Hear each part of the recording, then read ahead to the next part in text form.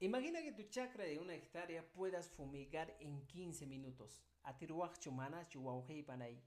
Piensa que tu chakra de papa es 2 3 hectáreas y una de esas hectáreas lo fumigas en 15 minutos. ¿Qué está pasando en el Perú? Moquegua, y Suyupe, aquí en la región de Moquegua, ¿qué está pasando?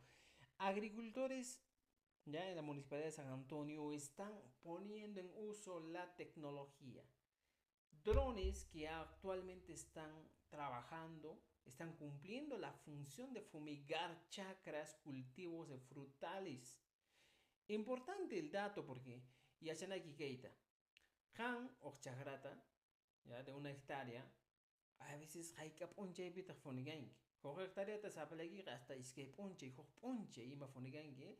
Runa kuna tapeigamos a por ahí uno trepreisima y ako trepreisima y nispanenki. Ichaqa kay inteli kay drones nisqawanqa mana yachaynatanñachu.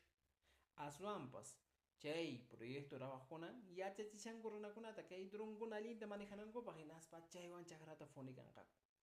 8 horas de trabajo carganek, 8 horas llancarjanco. Kunanqa manaña 15 minutitos de su tiempo funigairon cuchagrantenta. Es la tecnología. Se manda el 85% de productividad ha aumentado.